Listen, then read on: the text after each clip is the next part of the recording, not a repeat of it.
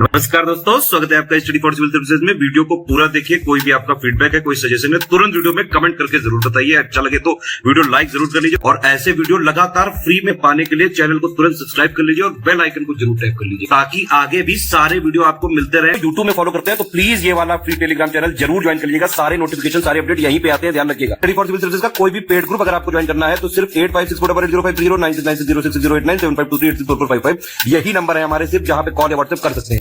Instagram पे हमारा page जरूर फॉलो कर लीजिएगा, studyforcivil.services है। ट्विटर पे हमको जरूर फॉलो कर लीजिएगा, @studyforcivils है। सारे क्वेश्चन अटेम्प्ट करिए और स्कोर अपना तुरंत कमेंट करके बताइए। नमस्कार दोस्तों, स्वागत है आपका स्टडी फॉर सिविल सर्विसेज में। यूपीपीएससी प्रीलिम्स एग्जामिनेशन के लिए जो हम लगातार पेड क्विजेस को देख रहे हैं, कंप्लीट करेंगे उसको नेक्स्ट वीडियो यहाँ पे। पिछले वीडियोस नीचे प्लेलिस्ट में होंगे, अगर आप चैनल पे हमारे नए हैं, अब तक नहीं देखा है आपने तो प्लीज उसको वहां से जाके देख लीजिए और चैनल को सब्सक्राइब नहीं किया है तो प्लीज कर लीजिएगा। ठीक, हम स्टार्ट करेंगे आज के फर्स्ट क्वेश्चन के साथ। कहा जा रहा है कि निम्नलिखित में से कौन प्राथमिक प्रदूषक हैं। ठीक, तो देखिए बेसिकली यहाँ पे जो सब्सटेंसेस हमारे पास ऑप्शंस में दिए हुए हैं तो ये इंडिकेट कर रहे हैं एयर पॉल्यूटेंट्स को। ठीक है, जो हमारे वायु प्रदूषक होते हैं। तो देखिए जैसे हम एयर पोल्यूशन की बात करें तो मेजरली दो उसमें कैटेगरीज हम इसको डिवाइड करते हैं, ये प्राथमिक और द्वितीयक, यानी कि जो सेकेंडरी पॉल्यूटेंट्स हैं और प्राइमरी पॉल्यूटेंट्स। तो प्राथमिक में क्या होता है कि ऐसे मान लीजिए पॉल्यूटेंट्स जो किसी सोर्स से डायरेक्ट एमिट होकर के एयर पोल्यूशन की घटना जो है वो कर रहे हैं। ठीक, यानी कि मान लीजिए जैसे कि आपने आग को किसी मान लीजिए फॉसिल आपके पास कुछ पड़े उसको जला दिया तो क्या हुआ, कार्बन डाइऑक्साइड जैसे मान लीजिए उसमें जा रही है आपके एटमॉस्फेयर में। ठीक, कार्बन मोनोऑक्साइड हो गया, फिर इसके अलावा जैसे पार्टिकुलेट मैटर्स होते हैं, नाइट्रोजन ऑक्साइड, सल्फर ऑक्साइड, ये सब हमारे प्राइमरी पॉल्यूटेंट्स के एग्जांपल होते हैं।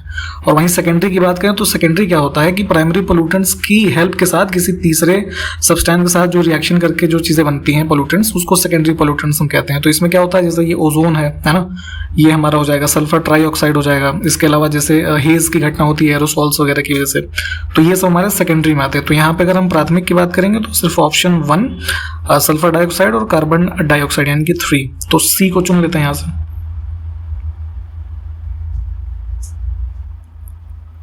एक पुस्तक है तबकात ए नासिरी, ठीक है, इसकी रचना जो है मिन्हास उस सिराज ने की है।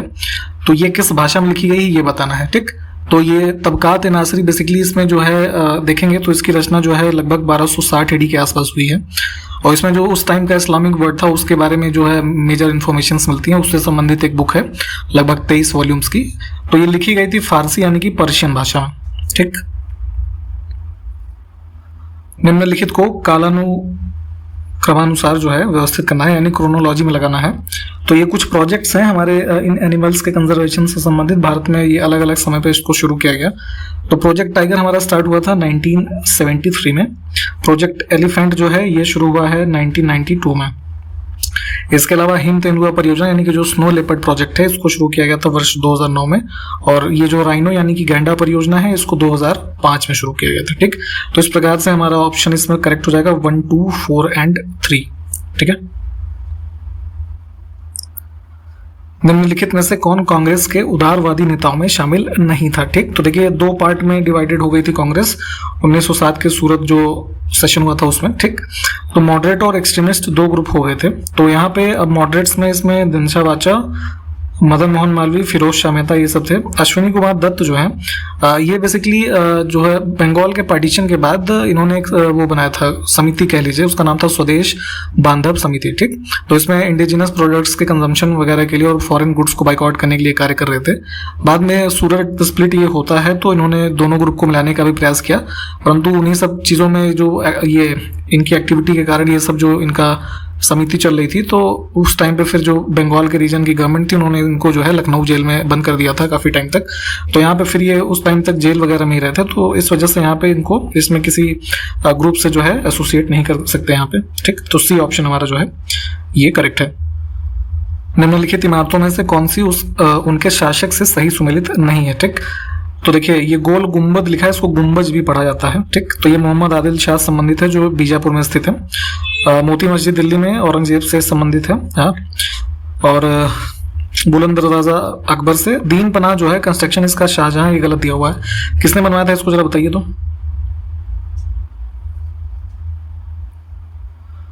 यहाँ पे फिर से क्रोनोलॉजी हमको लगानी है। तो देखिए खेड़ा सत्याग्रह कब शुरू हुआ आपका जो है 1918 में, ठीक। चंपारण सत्याग्रह उससे पहले 1917 में हो गया। असहयोग आंदोलन जो है ये हमारा शुरू हुआ 1920 में, और उससे पहले रॉलेट एक्ट के विरोध में जो गांधी जी के द्वारा सत्याग्रह सभा का गठन किया जा चुका था वर्ष 1919 में ही, ठीक।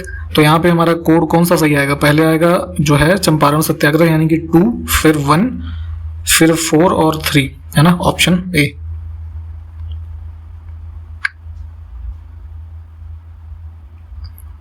ऑक्सीजन की वह मात्रा जो जल में कार्बनिक पदार्थों के जैव रासायनिक अपघटन के लिए आवश्यक होती है उसे क्या कहते हैं? ठीक है, तो अंडर वाटर देखेंगे तो एरोबिक जो रिएक्शंस के अंदर बैक्टीरिया, माइक्रो ऑर्गेनिज्म जो और तरीके के हैं, तो जो ऑर्गेनिक मैटर्स को डिकम्पोज करते हैं उसमें ऑक्सीजन की जो रिक्वायरमेंट है उसको बीओडी यानी कि बायोलॉजिकल ऑक्सीजन डिमांड, जैविक ऑक्सीजन मांग, है ना, ये कहते हैं। ऑप्शन जो है सी को चुनेंगे।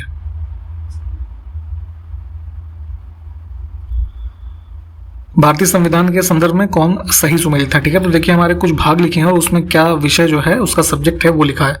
तो भाग 4 में हमारा फंडामेंटल ड्यूटी नहीं है, मूल कर्तव्य नहीं है, ये डीपीएसपी वाला पार्ट है यानी कि नीति निर्देशक तत्व वाला, तो ये तो गलत है, ठीक। मूल कर्तव्य कहाँ दिया है? 4A में। उसके अलावा भाग 15 में निर्वाचन यानी कि इलेक्शन से संबंधित प्रावधान है, आर्टिकल 324 से 329A तक, ठीक है, तो दूसरा ठीक है। भाग 18 में जो है हमारा क्या दिया हुआ? इमरजेंसी प्रोविजंस 352 से लेके 360 तक, है ना, तो ये भी ठीक है। और इसके अलावा भाग 20 में राजभाषा लिखा है, तो ये गलत है। ऑफिशियल लैंग्वेज वाला हमारा जो पार्ट है वो 17 है, जिसमें आर्टिकल 343 से लेके 351 तक है ना। अगर हम बात करें भाग 20 की, तो 20 में हमारा जो अमेंडमेंट टू कॉन्स्टिट्यूशन वाला आर्टिकल है, सिर्फ एक ही आर्टिकल है इसमें, आर्टिकल 368। तो यहाँ पे सिर्फ 2 और 3 जो है ये सुमेलित है।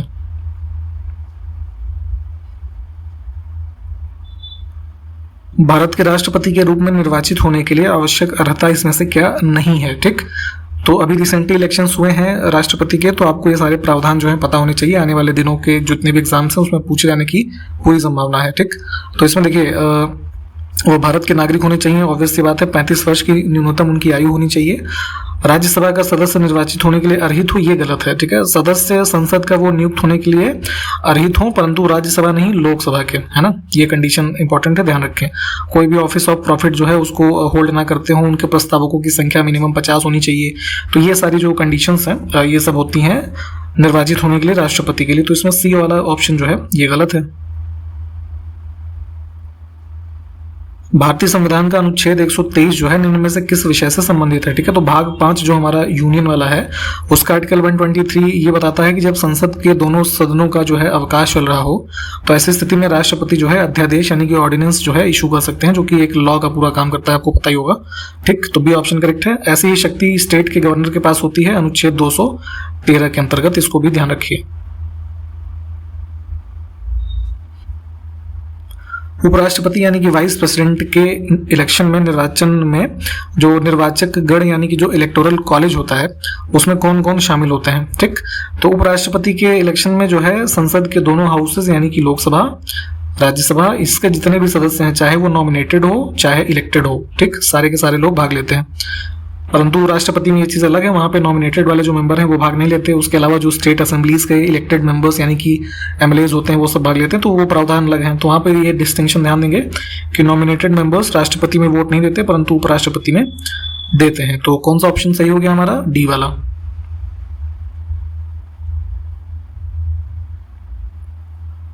उत्तर प्रदेश के मुख्यमंत्री योगी आदित्यनाथ के जीवन पर आधारित पुस्तक कर्म योगी के लेखक इसमें से कौन है? ठीक है, तो इनके लेखक हैं रामेंद्र सिन्हा। लोक उपक्रम समिति का गठन किसके सुझाव पर किया गया था? यानी कि हमारी पार्लियामेंट की एक स्टैंडिंग कमेटी है, पब्लिक अंडरटेकिंग कमेटी। ठीक, तो इसका जो फॉर्मेशन है तो ये सजेशन दिया था, एक कमेटी बनी थी, कृष्ण मेनन कमेटी, है ना, ऑप्शन डी जो यहाँ पे लिखा है।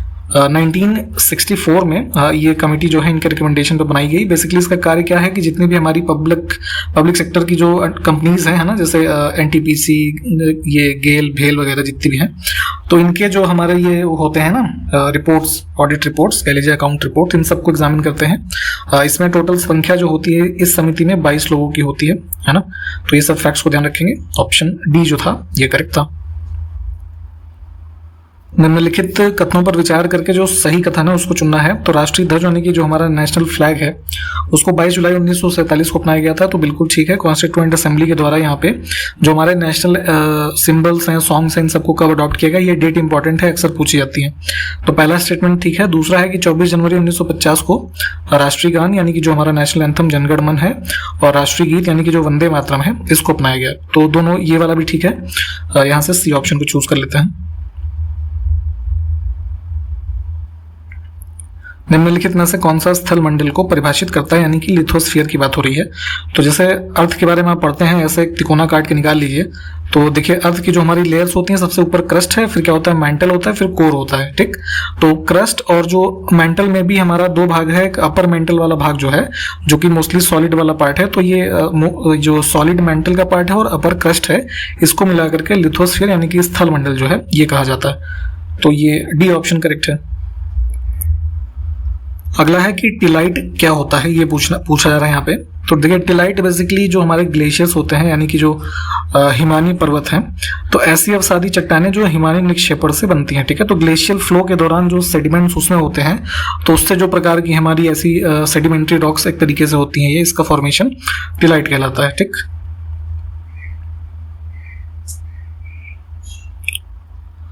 हाल ही में प्रकाशित पूर्व भारतीय क्रिकेट कप्तान GR विश्वनाथ, यानी कि इनका नाम था गुंडप्पा विश्वनाथ, ठीक है, जो कि इधर आप देखेंगे तो 1970 से 80-85 के दशक में जो है ये भारत के लिए खेलते थे।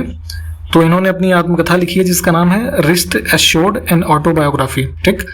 तो इसमें इनके सह लेखक जो हैं वो कौन है, तो ये एक जो है सीनियर जर्नलिस्ट हैं R कौशिक, है ना।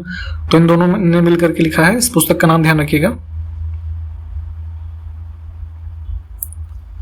22 मार्च से 31 मार्च 2022 तक भारतीय सेना और किस देश के सेना के बीच 9वां संयुक्त सैन्य अभ्यास, जिसका नाम है लमितिये, है ना, 2022 का आयोजन किया गया। तो ये बेसिकली इंडिया और जो सेशल्स, ये आइलैंड नेशन है, इनके बीच में ये ज्वाइंट ट्रेनिंग एक्सरसाइज है। इसका आयोजन अभी हुआ है सेशल्स में, ठीक। तो बी ऑप्शन जो है इसको चूज करेंगे। मुंबई में आयोजित 2022 स्पोर्ट स्टार SS अवार्ड्स में sport star of the year पुरुष का जो पुरस्कार है किसने जीता है, ठीक है। तो ये आयोजन मुंबई में हुआ है, इसको ध्यान रखिएगा, स्पोर्ट स्टार SS अवार्ड्स। और इसमें जो मेल कैटेगरी में sport star of the year का पुरस्कार जीता है ये नीरज चोपड़ा है, गोल्ड मेडलिस्ट। और अगर इसमें वुमेन कैटेगरी की बात करें तो इसमें मीराबाई चानू ने जीता है, ठीक। इसको भी ध्यान रखिएगा। हाल ही में किस भारतीय पूर्व क्रिकेटर को मालदीव की सरकार द्वारा स्पोर्ट्स आइकन पुरस्कार से सम्मानित किया गया है, ठीक। तो ये पुरस्कार मिला है इनको सुरेश रैना को, ठीक। और एक चीज ये भी ध्यान रखिएगा कि अभी रिसेंटली जो है सितंबर 2022 में सुरेश रैना ने क्रिकेट के सभी जितने भी फॉर्मेट्स हैं, वनडे, T20 या फिर टेस्ट क्रिकेट, इन सभी से संन्यास लेने की घोषणा भी की है। तो ये भी आपको ध्यान रखना है। हाल ही में मिस वर्ल्ड 2021 का खिताब किस देश की कैरोलिना बिलावस्का, है ना, इन्होंने जीता है। तो ये संबंधित है पोलैंड की है, ये ऑप्शन ए। 2022 का प्रतिष्ठित स्टॉकहोम जूनियर वाटर प्राइज किस देश की छात्रा एनाबेल M रैसन को प्रदान किया गया, ठीक। तो ये एनाबेल है यहाँ की जो है कनाडा की, ठीक। इनको ये अवार्ड मिला है, ऑप्शन बी। हाल ही में दिल्ली नगर पालिका परिषद NDMC ने राजपथ का नाम बदल करके क्या करने के प्रस्ताव को मंजूरी दी है, ठीक। तो हालांकि अब तो इसका इनॉग्रेशन भी हो गया है। देखिए राष्ट्रपति भवन से लेकर के जो है इंडिया गेट जो है ना, वहां तक देखेंगे तो लगभग 3-3.5 किलोमीटर का जो एक पैसेज है, इसको राजपथ के नाम से जाना जाता था जब ये ब्रिटिशर्स के टाइम पीरियड में 1930-32 के दौरान बनाया गया, एडविन लुटियंस वगैरह के द्वारा। तो तभी से जो है वहाँ पे किंग्स वे कहा जाता था, इसको हिंदी में राजपथ कहते थे। तो अभी रिसेंटली यहाँ पे इसको नाम चेंज करके अब कर्तव्य पथ के नाम से जो है अब जाना जाएगा इसको।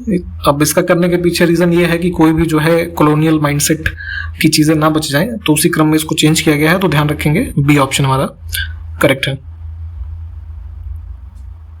29 अगस्त 2022 को पहला होम्योपैथी अंतर्राष्ट्रीय स्वास्थ्य शिखर सम्मेलन कहाँ आयोजित किया गया, ठीक है। तो पहला समिट है तो इस वजह से भी इंपॉर्टेंट है। देखिए जो चीज़ पहली वाली होती है ना, ये इस तरीके के एग्जाम में फैक्चुअल चीज के रूप में पूछ लिया जाता है, तो उसको जरूर ध्यान से पढ़ा करिए।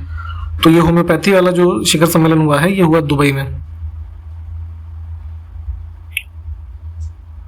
गुजरात में आयोजित होने वाले 36वें राष्ट्रीय खेल का शुभंकर यानी कि जो मैस्कॉट होता है वो क्या है?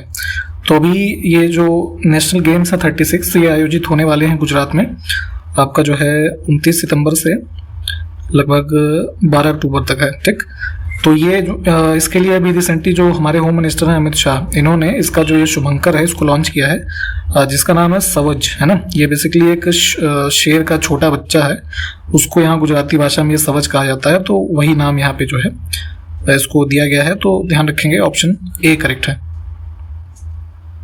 सांस के माध्यम से कोरोना की निडल फ्री वैक्सीन जिसका नाम है AD5N-CoV, है ना, इसको इमरजेंसी अप्रूवल देने वाला रिसेंटली कौन सा देश जो है पहला देश बन गया है?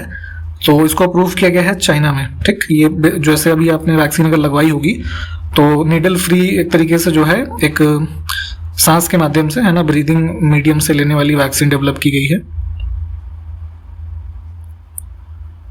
किस राज्य की पूर्व स्वास्थ्य मंत्री के शैलजा को निपाह वायरस और कोविड-19 के फैलने में मतलब उसके योगदान के लिए 64वें मैग्सेसे पुरस्कार के लिए चुना गया था, तो जिसे इन्होंने लेने से मना कर दिया गया है, मना किया है अभी रिसेंटली। तो बेसिकली हुआ क्या था कि ये के शैलजा जो है केरल की पूर्व जो है ये हेल्थ मिनिस्टर रही थी। 2018 में जब निपा वायरस फैला था, उसके बाद कोविड-19, तो इस सबको टैकल करने में उन्होंने काफ़ी अच्छा रोल प्ले किया। तो रिसेंटली जो ये रामन मैग्सेसे अवार्ड होता है तो इसके लिए इनको नॉमिनेट किया गया था। तो बेसिकली क्या है कि के शैलजा क्या है कि केरल में CPI की गवर्नमेंट है, ठीक है, तो इन्होंने अपने पार्टी में जो है इस चीज़ को डिस्कस किया। तो अब उनका कहना ये है कि जो ये अवार्ड दिया जाता है एक तरीके से NGO के द्वारा दिया जा रहा है, जो कि किसी राजनेता को आज तक मिला नहीं है, और वैसे भी जो है ये कम्युनिस्ट विचारधारा को ये लोग सपोर्ट नहीं करते अवार्ड वाले, है ना, जो समूह है। तो इस वजह से जो है इन्होंने मना कर दिया था इसको। ठीक, तो ये सब घटना थी, तो फिलहाल C ऑप्शन हमारा जो है ये करेक्ट था।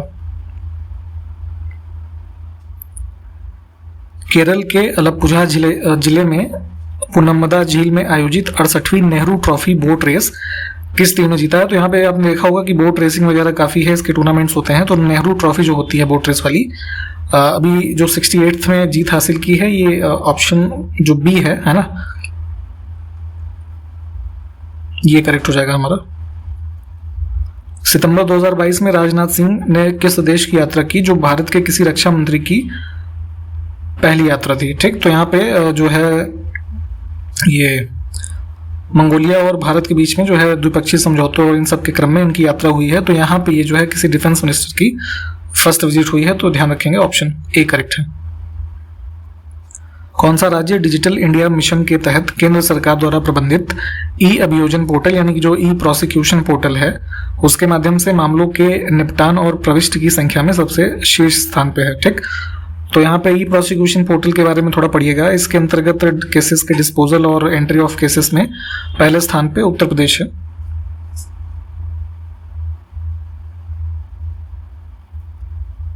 हाल ही में जारी नीति आयोग की रिपोर्ट के अनुसार केंद्र की प्रमुख योजना पोषण अभियान को लागू करने में बड़े राज्यों में किन राज्यों का शीर्ष स्थान है? ठीक है, तो जो ये न्यूट्रिशनल वाली स्कीम है पोषण अभियान, इसको इम्प्लीमेंट करने में जो बड़े स्टेट्स हैं ना, इसमें सबसे फर्स्ट है ये महाराष्ट्र, फिर आंध्र प्रदेश और गुजरात। B ऑप्शन करेक्ट होगा। अगर हम स्मॉलर स्टेट्स की बात करें तो इसमें सिक्किम जो है वो फर्स्ट उस पे है रैंकिंग पे।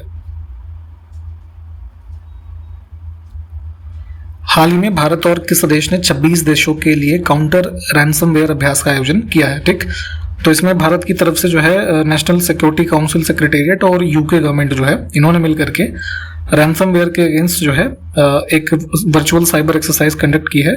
इसमें 26 और देशों को जो है सम्मिलित करते हुए। ठीक, तो D ऑप्शन करेक्ट है। रैंसमवेयर क्या होता है, जरा इसकी एक अप्रोप्रिएट डेफिनेशन कमेंट करके बताइए। तो द एयर वी शेयर, है ना, ये थीम है। इसके साथ जो हमारा ये होता है ना इंटरनेशनल क्लीन एयर डे, तो अभी 2022 में कब आयोजित हुआ है? तो ये 7 सितंबर को। 6 फरवरी 2022 भारत ने अहमदाबाद में किस टीम के खिलाफ अपना 1000वां एक दिवसीय मैच खेला था? ठीक है, तो इसमें एक फैक्ट ये भी ध्यान रखना है कि विश्व में 1000 वनडे मैच खेलने वाली जो पहली टीम बनी है वो इंडिया की टीम बनी है, ये भी इंपॉर्टेंट है। और इन्होंने ये अपना जो मैच खेला था ये वेस्ट इंडीज के अगेंस्ट में खेला था। निम्नलिखित में से कौन सा जो युग्म है सही सुमेलित नहीं है? तो सालार जंग संग्रहालय हैदराबाद में स्थित है। केंद्रीय आलू शोध संस्थान शिमला में है। फल शोध संस्थान देहरादून, ये गलत है। राष्ट्रीय वनस्पतिक शोध संस्थान है जो ये हमारा बोटानिकल रिसर्च है, ये लखनऊ में है, ये भी ठीक है। तो इसमें सी ऑप्शन हमारा जो है गलत है। ये कहाँ पे फल शोध संस्थान है, जरा कमेंट करके बताइए। तो निम्नलिखित कथनों पर विचार करके जो सही है उसको चुनना है। तो भारत का पहला समाचार पत्र जो है बंगाल गजट था, ये बिल्कुल ठीक है। दूसरा है कि इसका प्रकाशन जेम्स ऑगस्टस हिक्की ने किया था, ठीक है। तो एक आयरिश मैन थे ये, इन्होंने किया था, ये भी बिल्कुल ठीक है। 1780 में इसका प्रकाशन कलकत्ता में एक वीकली न्यूज़पेपर के रूप में शुरू हुआ, जिसमें कि बेसिकली जो उस समय गवर्नर जनरल थे वॉरेन हेस्टिंग्स, तो इनके एडमिनिस्ट्रेशन का काफ़ी स्ट्रॉन्ग क्रिटिक था ये, तो जिसकी वजह से 1782 में प्रिंटिंग बंद होकर सब सीज कर दिया गया था इसको। तो ये सारे फैक्ट इसी संबंधित हैं, दोनों ही ठीक हैं। सी ऑप्शन को चूज कर लेते हैं।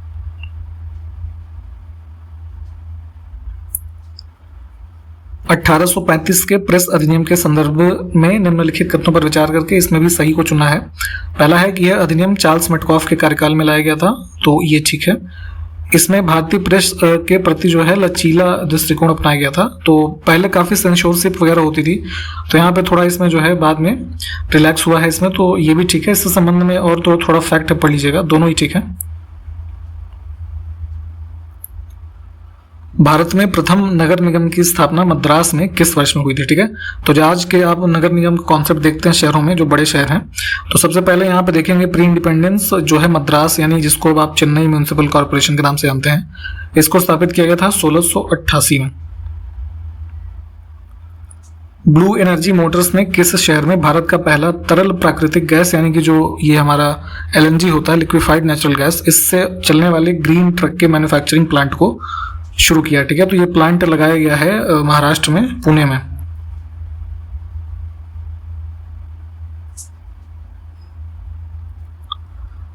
हाल ही में भारत के 3 शहरों को UNESCO global network of learning cities में शामिल किया गया है। तो इन 3 में जो है निम्नलिखित में से कौन सा एक शामिल नहीं है, ठीक। तो कैटेगरी यहाँ पे ध्यान दीजिएगा, global network of learning cities, ठीक है, यूनेस्को का जो है। इसमें त्रिशूर, नीलांबूर और वारंगल है ना, इनको शामिल किया गया। विजयवाड़ा यहाँ पे नहीं है। इसके साथ साथ देखेंगे तो टोटल 2022 की अगर हम बात करें तो इसमें 44 कंट्रीज के लगभग 77 सिटीज जो है इसको शामिल किया गया है इसमें पूरी लिस्ट में।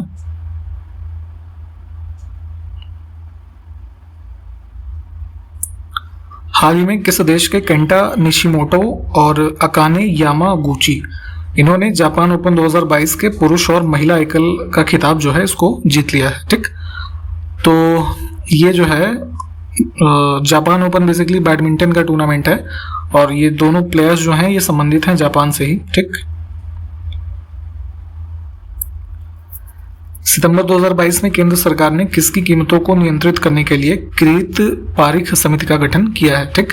तो मिनिस्ट्री ऑफ पेट्रोलियम और नेचुरल गैसेस जो है उन्होंने ये कमेटी गठित की है कृत पारिख की अध्यक्षता में, जो कि प्लानिंग कमीशन के पूर्व के एक मेंबर रह चुके हैं। इसमें जो है ये गैसेस के जो हमारे नेचुरल गैसेस वगैरह के जो दाम काफ़ी ज़्यादा बढ़ रहे हैं, तो इन सबको कंट्रोल करने के लिए जो सजेशंस देंगे ये, उसके लिए गठित किया गया है। उत्तर प्रदेश के किस जिले में स्थित फतेहगढ़ सेंट्रल जेल ने कैदियों को परोसे जाने वाले भोजन की गुणवत्ता के लिए FSSAI जो है ना, फूड सेफ्टी सिक्योरिटी वाला जो अथॉरिटी है, तो इससे 5 स्टार रेटिंग जो है प्रदान किया गया है इसको, फतेहगढ़ सेंट्रल जेल में जो फूड डिलीवर किया जा रहा है वहाँ पे कैदियों को, ठीक। तो ये स्थित है फर्रुखाबाद में, ठीक। क्योंकि जेल का खाना जो है वैसे ही उसमें सवालों के घेरे में रहता है, तो उसी बीच में यहाँ पे जो है काफ़ी एक अच्छा फूड जो है देने के लिए 5 स्टार रेटिंग इनको प्रदान की गई है। हाल ही में BCCI का नया टाइटल स्पॉन्सर कौन सी कंपनी बनी है, ठीक है। तो जो क्रिकेट का कंट्रोल बोर्ड है इंडिया में, उनके टाइटल स्पॉन्सर पेटीएम को रिप्लेस करके बने हैं मास्टर कार्ड, ठीक, जो कार्ड प्रोवाइडिंग कंपनी है, आप जानते होंगे। हाल ही में किस राज्य में देश के पहले जैव गांव यानी कि बायो विलेज को मान्यता दी गई है, ठीक है। तो ये विलेज संबंधित है त्रिपुरा से, ऑप्शन ए करेक्ट है। बायो विलेज क्या होता है, जरा इसकी एक डेफिनेशन आप बताइए तो क्लैरिफाई करके हमको कमेंट में। पायस जैन और यशस्विनी घोरपड़े ये 2 खिलाड़ी हैं, इन्होंने लाओस में आयोजित एशियाई जूनियर और कैडेट टेबल टेनिस चैंपियनशिप के जो मिक्स डबल होता है मिश्रित युगल, इसके जो है गेम में कौन सा पदक जीता है, ठीक। तो लाओस में ये ऑर्गेनाइजेशन हुआ है, इसको भी ध्यान रखेंगे, और इन्होंने जीता है गोल्ड मेडल।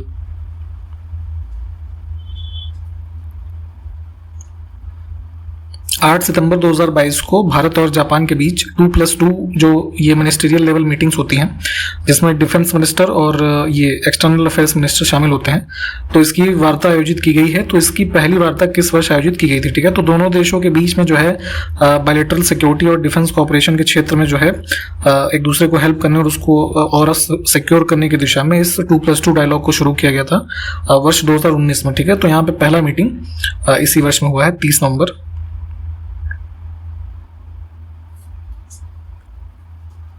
5 से 8 सितंबर 2022 को पूर्वी आर्थिक मंच यानी कि जो ईस्टर्न इकोनॉमिक फोरम हमारा एक है, तो इसका कौन सा संस्करण व्लादिवोस्तोक रशिया जो है वहां पे ये है, इसमें आयोजित किया गया है।